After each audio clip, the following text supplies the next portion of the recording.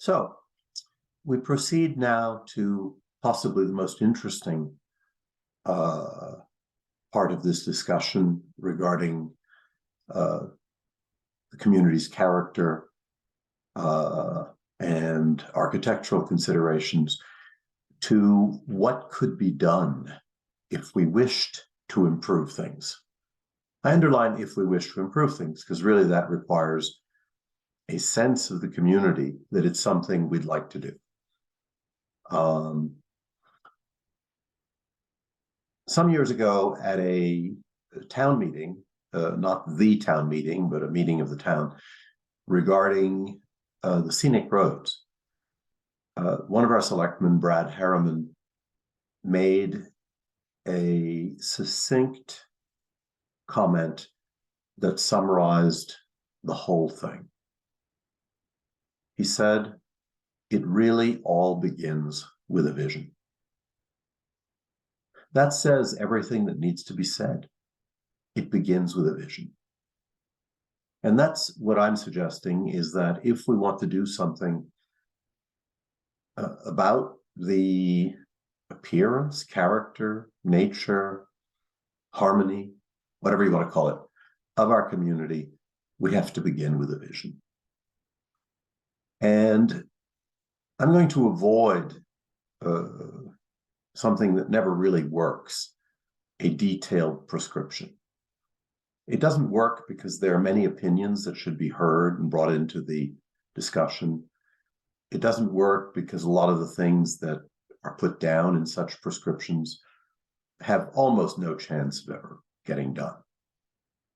So I think one has to stay to rather broad lines, lines around which we might come together as the citizens and residents of Wolfboro.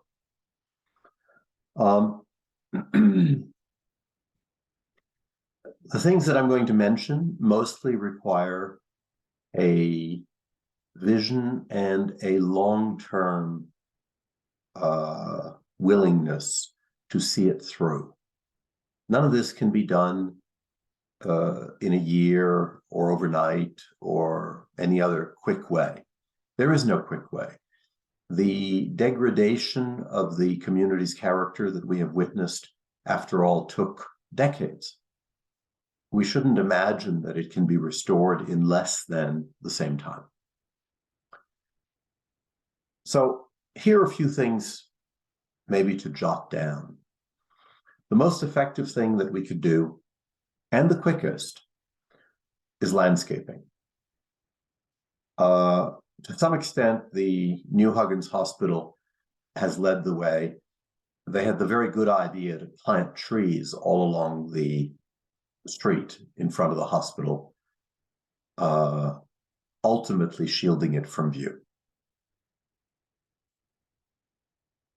To put it in plain language, the best thing you can do when you've built something that doesn't quite fit is to hide it.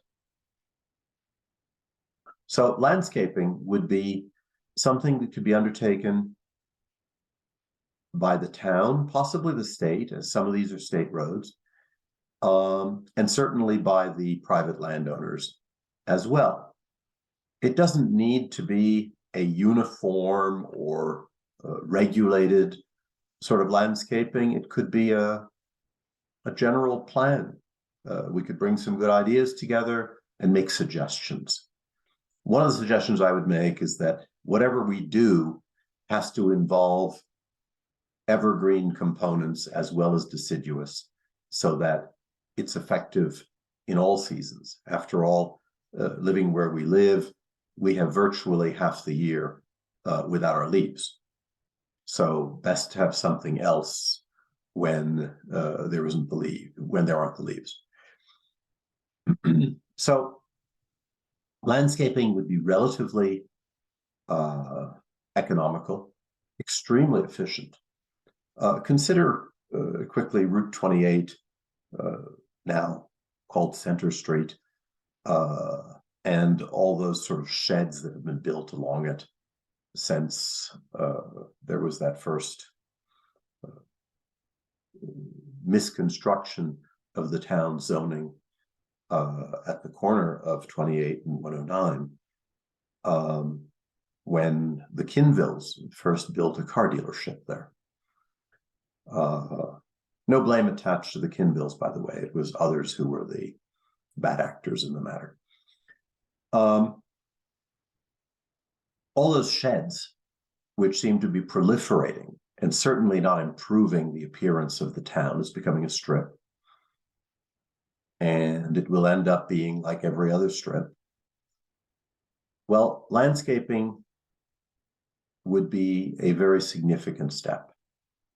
It would also be a step along Main Street, where we have other buildings that could best be shielded, let's say, rather than hidden. Let's say we could give them a more agreeable first appearance. I'm thinking of the library, for instance.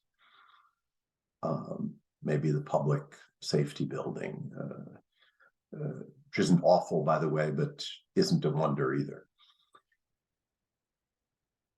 So that's number one. I'll just put it down, landscaping. Number two,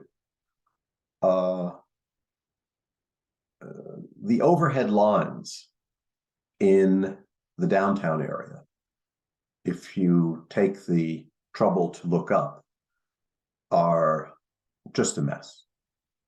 And we can only take the indication of how successful the village of North Conway was in burying their lines. It really transformed the old village of North Conway. So there's an example nearby. That could be a multi-year project, maybe multi-decade. But if you don't start, it'll never get done. And if it never gets done, it just gets worse. So that's a suggestion. It could be put into a longer-term capital plan. We could develop, I'm going to call it, some gentle guidelines about architectural harmony. This doesn't mean architectural uniformity, and I want to insist upon that. It means that our objective would be architecture that fits in, and certainly in public buildings, that becomes a durable asset to the community. Why should not public buildings be, first of all, they should be built for the long term, and second, they should be a pleasing aspect of the community long term. So we could do that. I speak of zoning with trepidation because I don't love regulation. On the other hand, there's no doubt that some of our New England towns that have maintained their character have seen to that by some relatively simple zoning ordinances that, as we have a few, that guided things in a direction they thought favorable. I can take the example of Hamden, the seacoast town in Maine, which does have a harmony. It is a tourist destination. It looks like a tourist destination, but it doesn't look awful, except on a Saturday morning when there's a traffic jam that extends a few miles in each direction. But it's not much to be done for that, I'm afraid. There is harmony. And there's harmony in newly built buildings, there's harmony in restored buildings, there's harmony in old buildings. So it can be done. And we could do that. And I don't think we would step on toes in doing it. Rather, the contrary. I think it would be to the advantage, certainly of residents, but also to the advantage of the business community, because the more appealing, the more attractive the town is, why, the more it will interest visitors. So perhaps we should think about that and give it our best thoughts, bring that together. That's what I'm going to say about this matter. I think that we need to have a